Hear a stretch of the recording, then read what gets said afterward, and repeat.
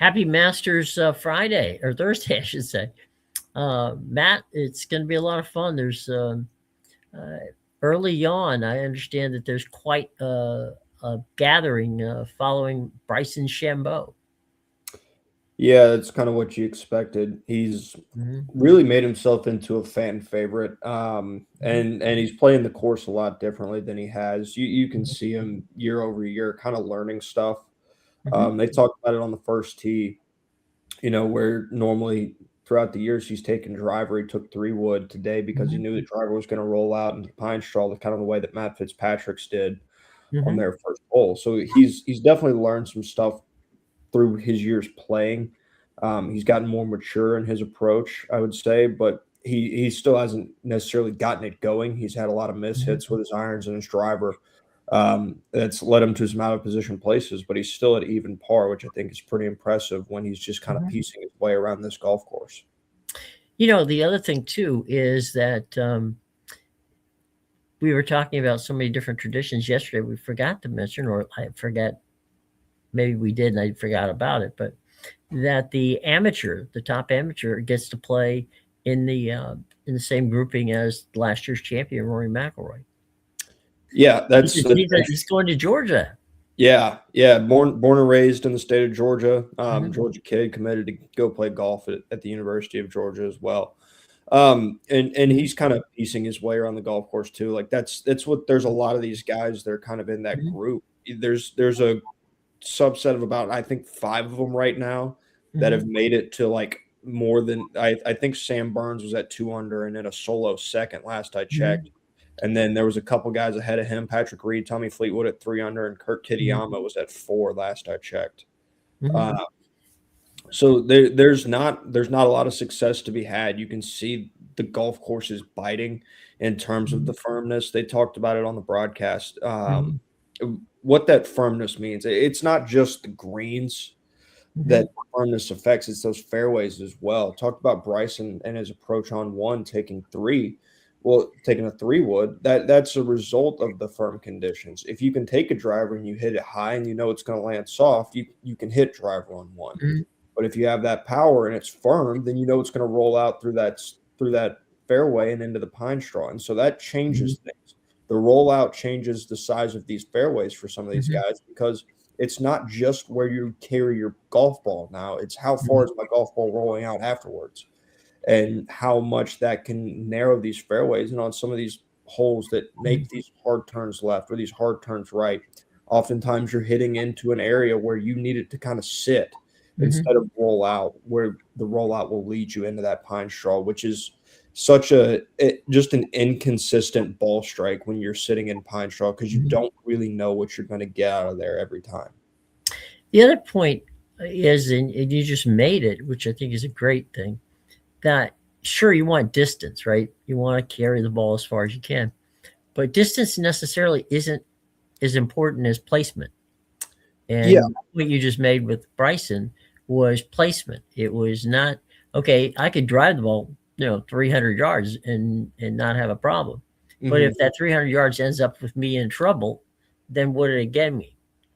Yeah, and I think there's a really good and not in the same sense, but there's a really good example of that out there right now, and that's in the group that's playing with Mason Howell and Rory McIlroy, like you mentioned, and Mhm. that's Cameron Young.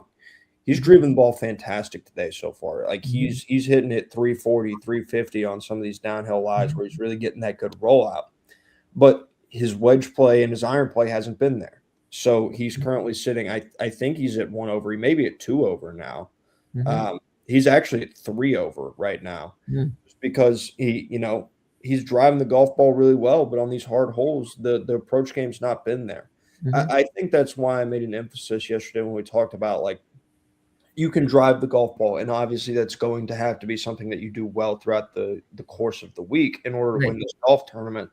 But it's not going to be what wins you the golf tournament. It's Mhm. going to be your iron and your wedge play, that approach play, Mhm. and that short game around the greens. That's what wins this golf tournament. Because yeah, Mhm. you can drive it down there, but if you can't stick it on one of these plateaus, because Mhm. there's so much undulation in these greens where it feeds off or it feeds away.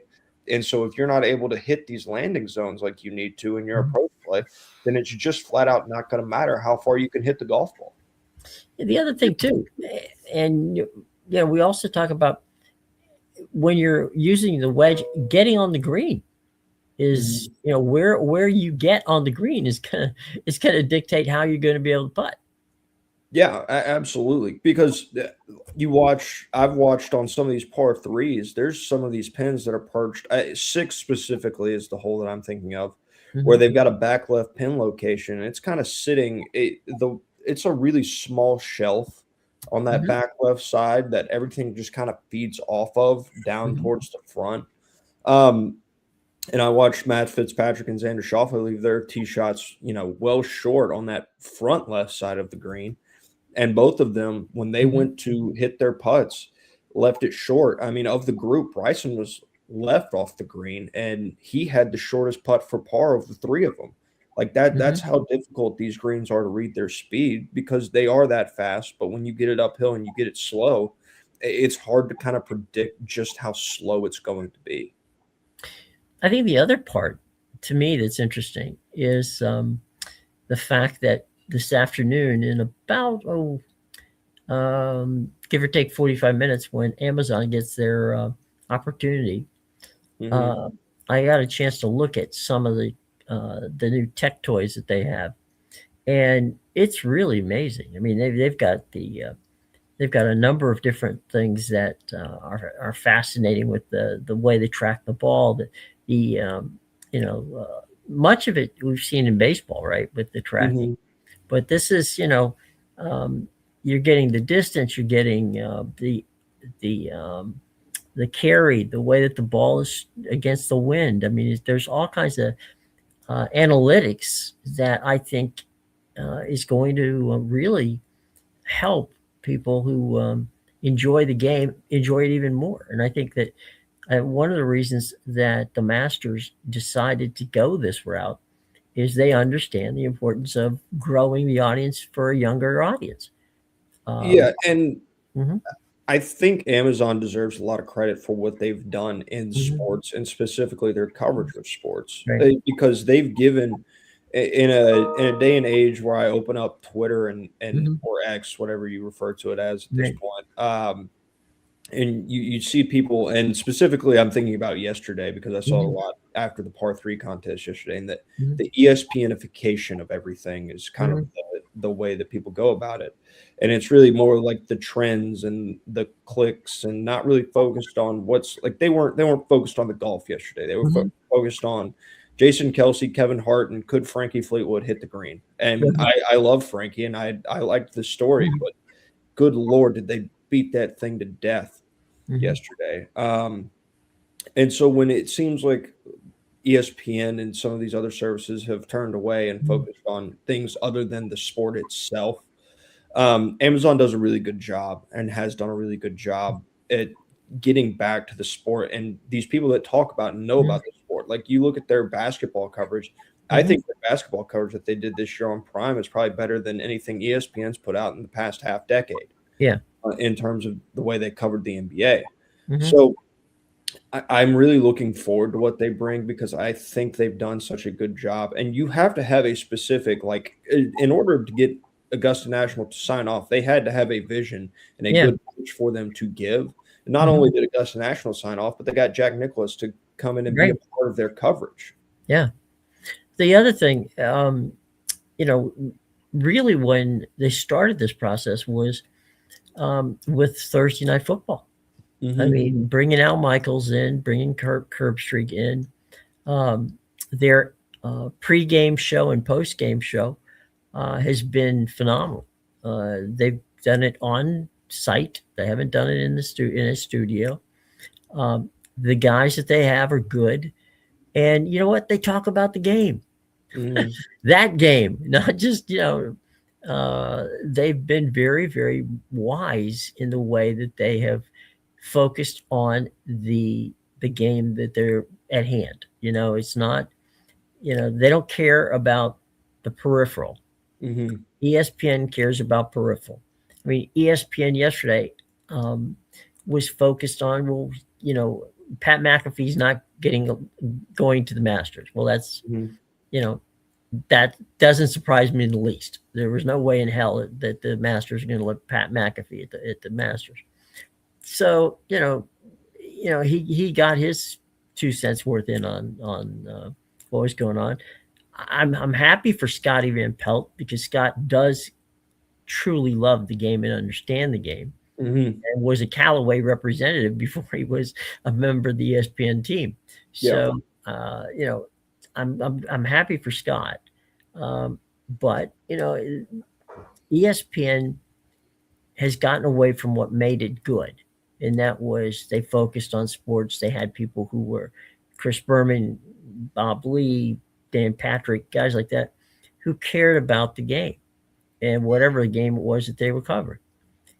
And now we've got so much of the Stephen A. Smith and and others who have become personalities before the sport, and the personality they're driving the personality before they're driving what they're talking about. So that has been something that has. I think that's something that's gotten CBS six. What is it since 1956? The Masters is because Mm-hmm. Jim Nance walks into Augusta with one thing on his mind: the tournament. Yeah. And that's the way they focus. They've always focused, and CBS has done that for years. CBS Sports is, and I've told people if you really want to watch CBS, I mean a sports network and find out stuff, Mm-hmm. download the free CBS HQ app, and guess what? You'll get nothing but good sports. You'll get what they don't worry about the sets. They don't worry about the personalities. They don't worry about any of that stuff. They've got basically they've got what you and I are doing right here. I mean, a lot of it's Skype, a lot of it is StreamYard, a lot of it is just good old fashioned. This is what's going on. I mean, they have studios up in Connecticut, Mm-hmm. but at the end of the day, they're just basic meat and potatoes kind of. Here's what it is, and I think that what Amazon has done is they've understood that part of it, that the sport is the story, and they've used their tech part of it just to enhance what what they're going with what they got. So, yeah, Yeah. I agree with you. And hey, I saw it this morning, and it's almost frustrating because it's like, there's the clamoring about, problems like people don't love Sports Center, this, that, and the other because Mhm. Sports Center's gotten away. And they're like, they posted a clip this morning talking about, like when's the last time, like when is Sports Center going to get back to like showing highlights? And they said they like posted a clip and said, we talked about it for like we showed highlights for 15 minutes today, but the Yeah. way they react and respond to it is almost like a see, look, we're not doing what you say. Like it's almost like they're tossing like a jab, and it's like Yeah. that's not your job here. Like the people in control aren't supposed to be like, see, look what we're doing. Like no, this is kind of the point. Is like you shouldn't have to post these clips and tell Mhm. us that you're doing what you're like. Just do it and don't tell us that you're doing it. Do it and do it consistently, and Mhm. then yeah, some of the backlash will stop. But you doing it one time and throwing it on X as like a gotcha, that's not going to work. That doesn't endure you to fans or people or anything like that.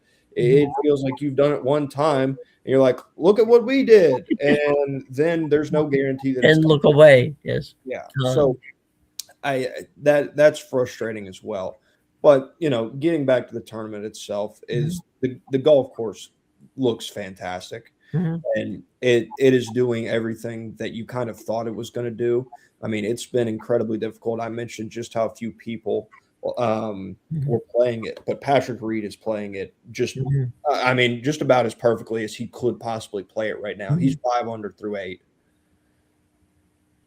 That's not bad. No, no, it's not. And I mean, he's a guy now I mean, 2 eagles on the card. Both the par fives, Mhm. he's carded a 3 on, which is insane.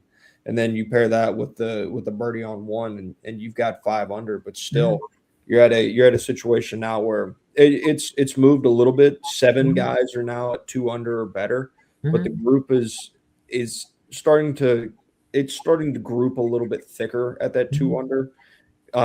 Fleetwood in a solo second at 3 under right now Mhm. as well. Well, I mean, it'll give and it'll take, right? I mean, Mhm. and the weather's supposed to be pretty good for the remainder of the week, so that's good news. Yeah, and it's What's the wind something, like? huh? What's the wind like? Well, obviously in a different part of the state, but up here in North Georgia Mhm, these last few days, it's mhm, been pretty windy. I don't know what the wind's like out there today. Haven't really checked the mhm, forecast for down there.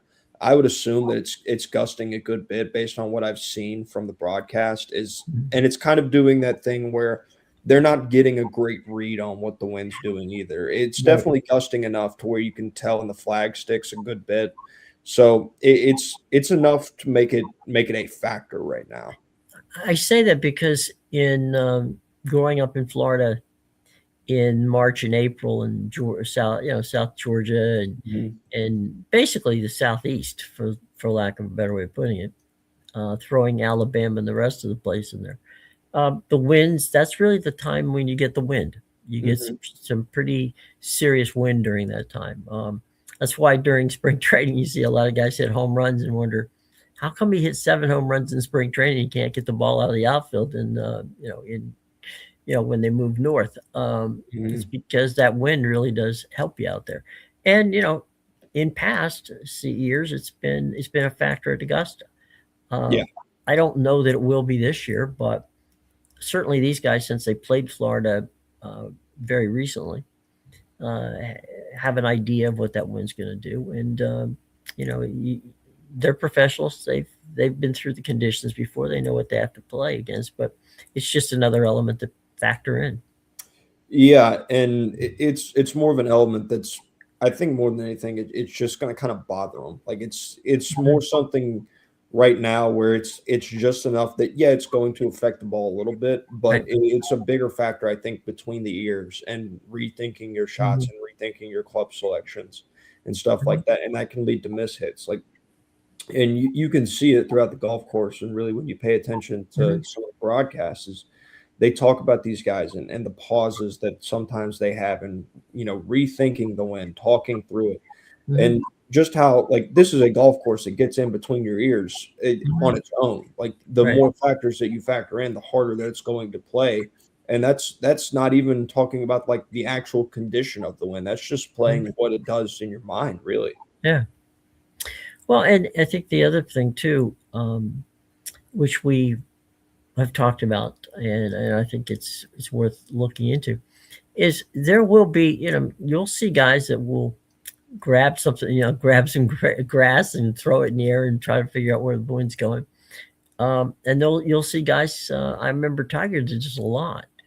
He'll take it. He'll take a minute.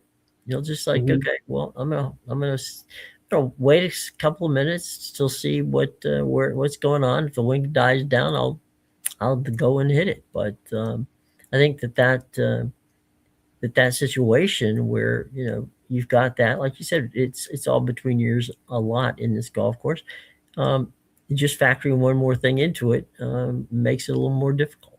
Yeah, I will say you talked about Tiger waiting on it. I don't love, like, I like the pace of play and Mhm, a little bit more of that ready golf. Like, I don't think you should mhm. be able to stand over your ball and go, "Well, I don't like what the wind's doing, so I'm just gonna give it a couple minutes here Right. and sit here and wait."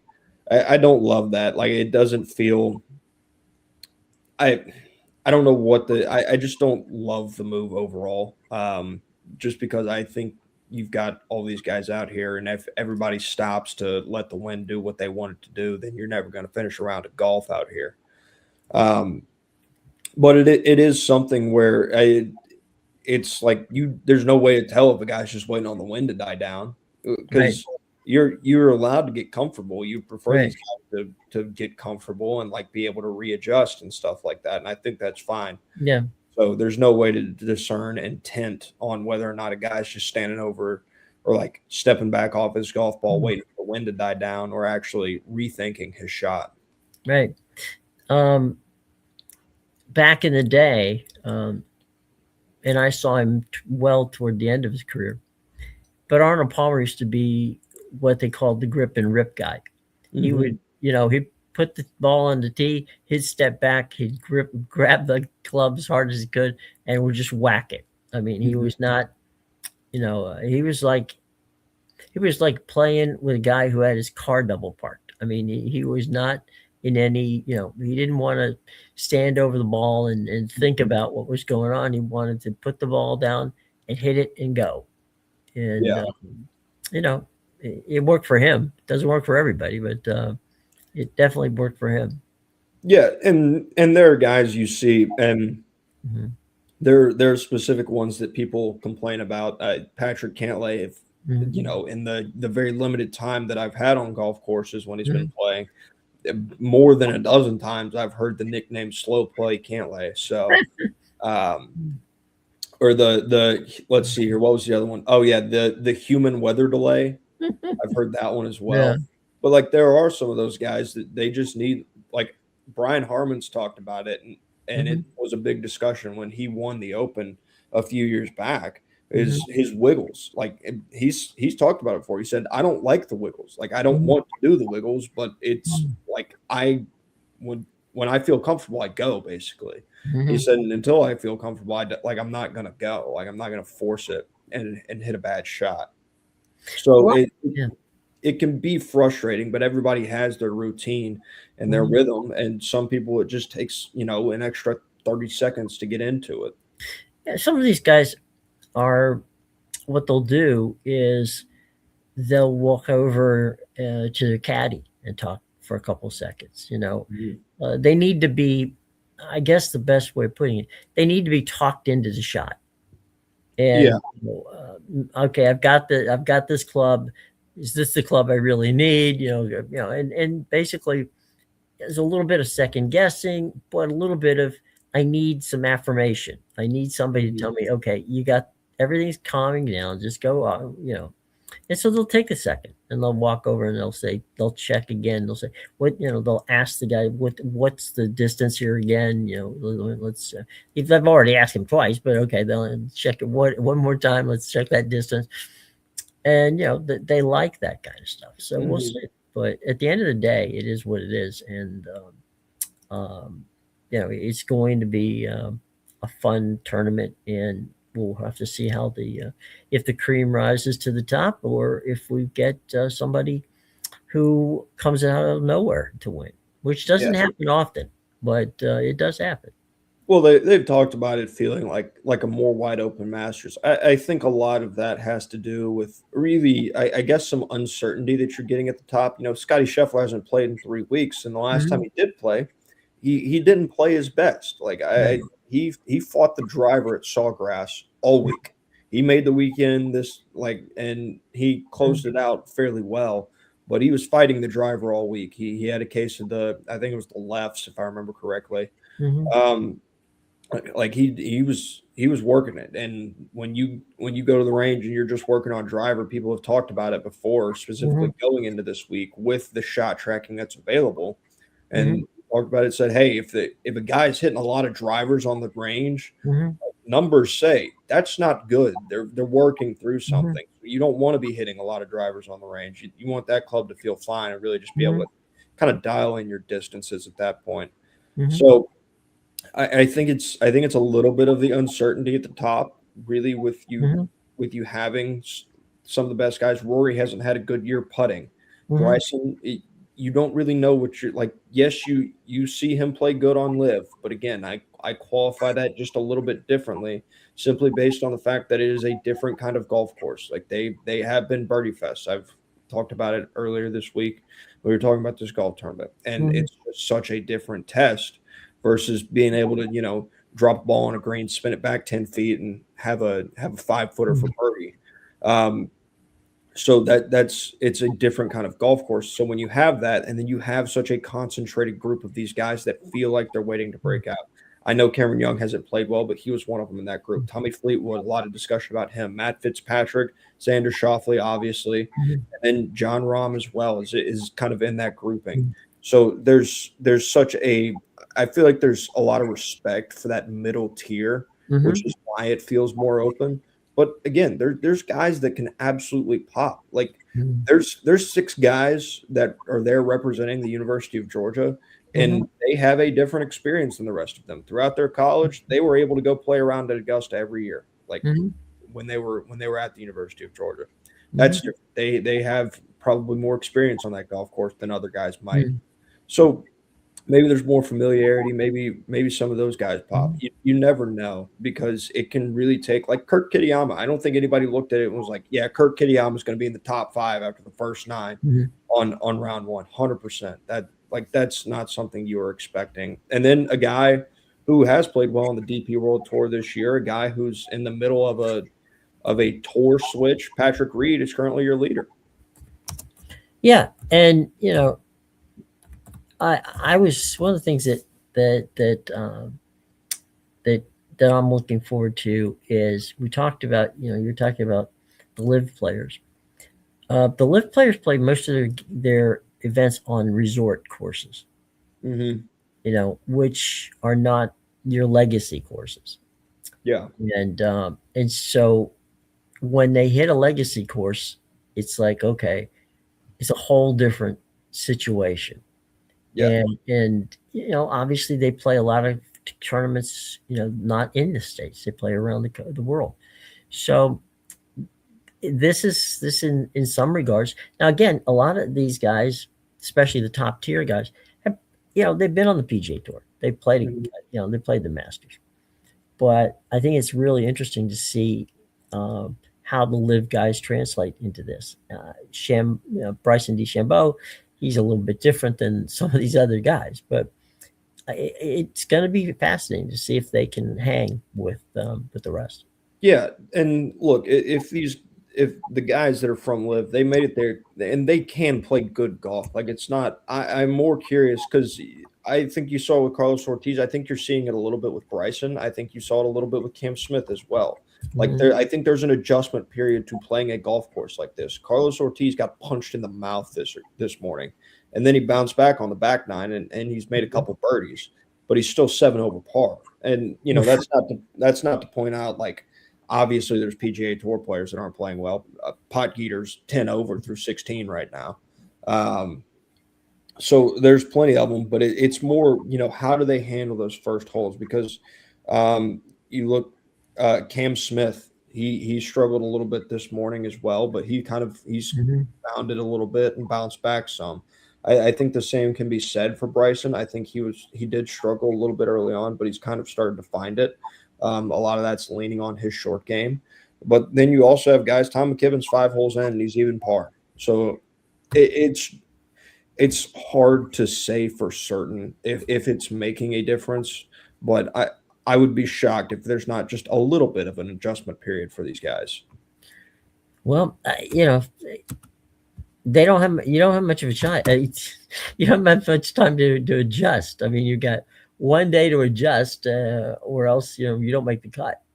Yeah, and I mean not even really one day because like when you go out there and you have a day like Carlos Ortiz has had and you're 7 over, like yeah, this cut's probably going to be above par. Mhm. I don't think like that's an insane thing to imagine. Probably Mhm. somewhere in the neighborhood of a couple over par if I were guessing. Mhm. But you're 7 over, like, you still need to go shoot if the cut's 2 over and you finish the day at 7, you gotta go shoot 5 under tomorrow, and a 67 is not an easy Mhm. score at Augusta. No, I was just checking just for the heck of it, to find out um, who sports people who are um, uh, members of Augusta National. Um, Mhm.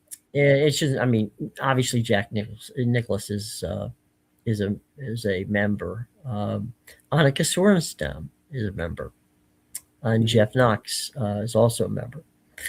Peyton Manning, Eli Manning, Roger Goodell are members of Augusta National.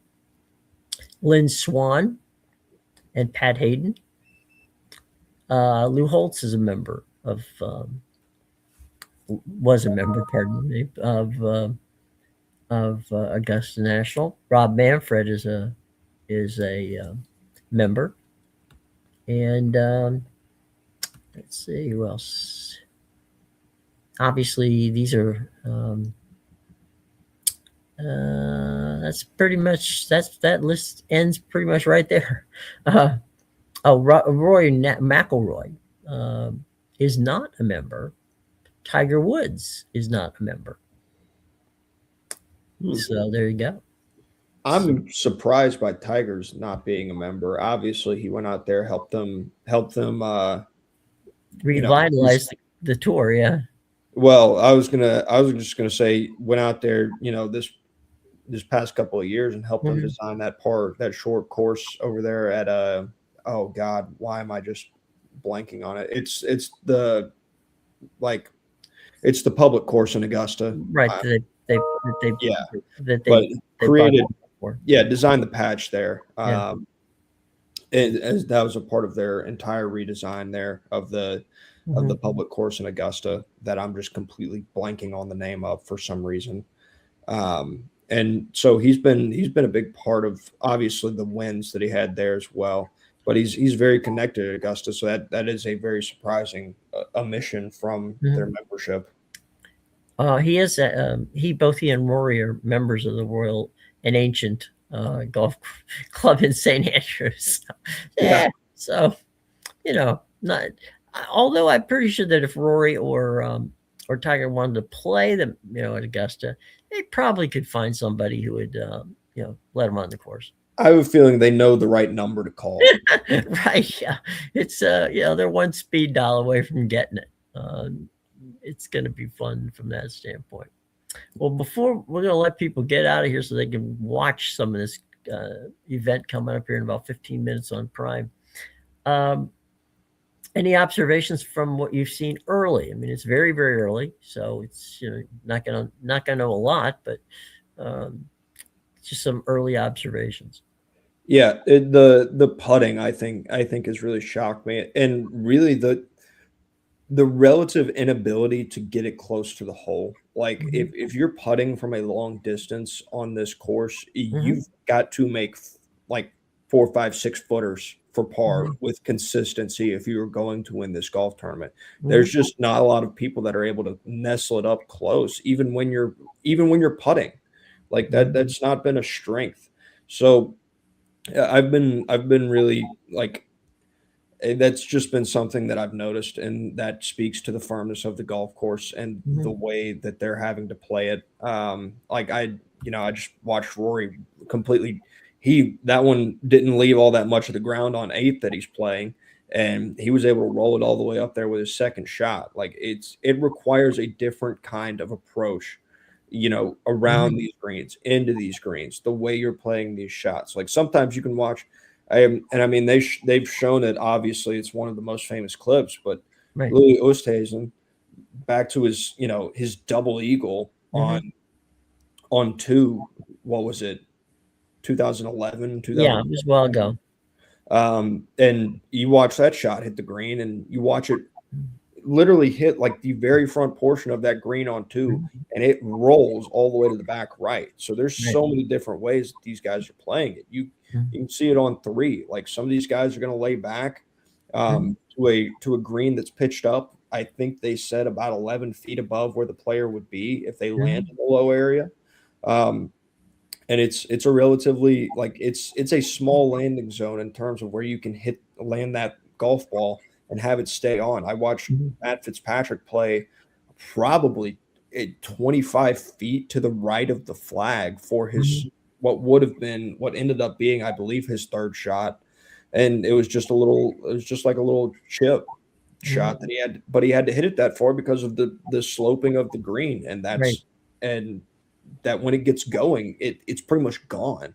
So the willingness of some of these guys to just take 5 on these par 4s and get out of there and not compound their mistakes, I think it's been interesting to see. Yeah, it's something that they're willing to do, and I think it's honestly something that you're going to have to be willing to do this week. Just before we get out of here, we've got 6 baseball games today. Real quick, we'll run through it. We're top of 3 and a businessman special being played in Miami. The Marlins are beating the Reds by a score of 1-0. at 1:35 in the Bronx, the Yankees take on the Athletics. That'll be Springs for the Athletics and Weathers for the Yankees. Tigers Twins, that's a 1:40 start. In Minneapolis, that game with Flannery pitching for Detroit. Minnesota's got Abel. The Mets host the Diamondbacks at 7:10 tonight. Rodriguez on the hill for Arizona. McLean pitching for the Mets. The Royals are hosting the White Sox at 7:40 tonight. And let's see if we have pitchers listed. Yeah, K's pitching for the White Sox. Seth Lugo is on the mound for Kansas City, and the Rockies and the Padres play tonight in San Diego. That's a 9:40 start. Haggart pitching for Colorado, San Diego with Vasquez. So that's baseball for today. A very limited schedule, and we will have plenty to talk about of the Masters and some very interesting things going on with baseball and other sports as we move into the weekend. But so Matt, what are you gonna be looking for this afternoon? I mean, I think not anything original or unique here, but I'm very curious to watch Scotty Scheffler play this golf course that he has. I mean, look, he's won it 2 of his last 4 appearances. He's played exceptionally well. This is a place that he plays great at seemingly every year. I don't know what it is about it, but I'm curious. The 3 weeks off, the form that we saw him in last wasn't his best by any stretch of the imagination. I'm very curious to see what version of Scotty Scheffler we get. Probably, if I were guessing, honestly, probably a reinvigorated version now. Like, he's had the birth of his second child. They saw him at the par 3 contest. They looked like they were having fun. I think it's probably a little bit of a stress reliever, and I think he's probably going to be looking forward to getting back to playing golf. I agree with you. That's why I picked him to win, which was not really going out on a limb for that.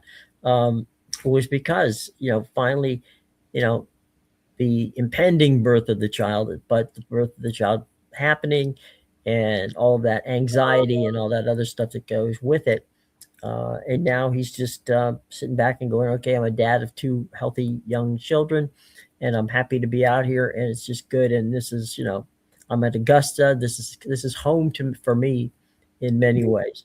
Yeah, we'll see how it plays. And then you got Rory, who had won that tournament last year, and seems to now feel like, okay, I got that monkey off my back. I can take a deep breath now and play. And then we all, you can never count out Bryson. So plenty of storylines to go. Yeah, and that's what the storylines are kind of going to develop and prove themselves out. The people talk about the name power on a leaderboard. This tournament can create name power. Like it can create these brands for these guys. Like, yes, Scotty Scheffler was a good golfer, but once he won the Masters, that's when everybody's like, oh, like this is Scotty now. Like it moves into a little bit more of that one name category where you call him by one name, you understand it. Like Bryson, you got it. Scotty, you got it. Rory, you got it. Tommy, at this point, I think he's worked himself into that category, and that's more of like the fan favorite, right? More than anything. But winning the tour championship, that helps. So yeah, this is a tournament that create, like, I mentioned Kitayama. He's dropped off a little bit, but I go out on a limb and say a lot of people probably don't know who Kurt Kitayama is, but they would if he won this tournament. Yeah, 100%. And we get back to that big, beautiful hand worked scoreboard up there at Augusta, big white board that stands up. It's just black and white, no electronics with it. It's just you slide the name in and you slide the score with it, and everybody knows what those names are. So yeah, that's definitely important. I will say, and I think it's interesting, and I'm curious to see. I saw Dan Rappaport, who's not always everybody's favorite golf reporter, talking about it. I do think it's curious because Augusta has their no phones rule, right? Right. Now with the technological advances, sometimes you don't need a phone. Like There's Mhm. people with the meta glasses that go out there and you can see full like, my day at the Masters. They've Right.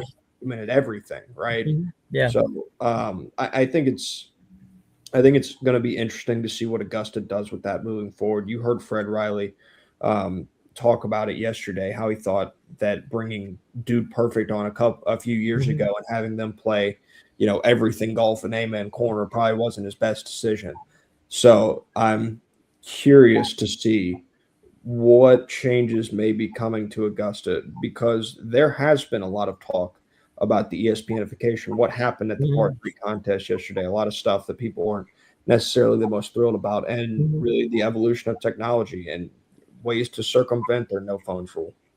There was a very interesting bit um, yesterday on Golf Channel where they talked about the uh, one of the guys who was working for the Golf Channel who was walking the course he was recalling last year.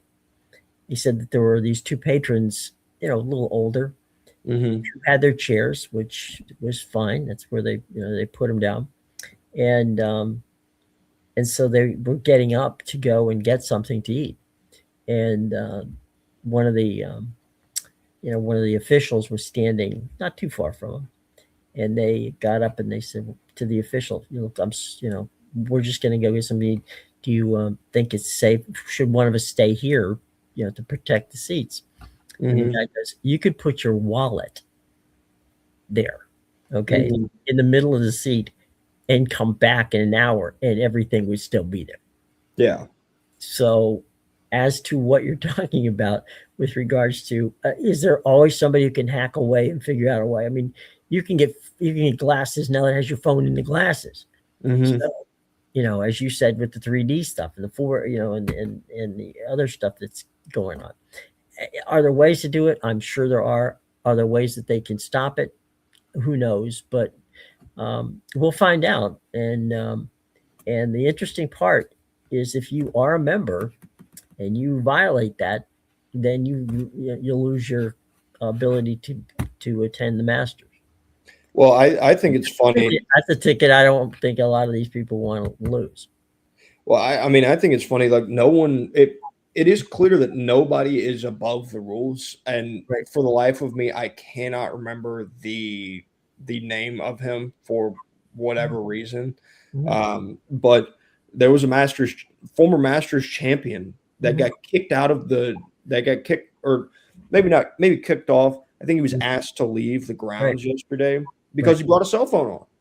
Like no one is above the rules, but then That's you right. have, here we go. I actually no, that was the wrong one. Never mind. But yeah, nobody's Mhm. above the rules, but then you also have people that are, somebody managed to take a picture in front of one of the scoreboards with a middle finger up and a cell phone in their hand. Mhm. So there's stuff that Augusta National is they're probably gonna buckle down on some changes heading into next year, if I were to guess, because they've already started this year. I think in particular, they've been extremely diligent in how they've monitored the secondary resale Mhm. market of the tickets as well.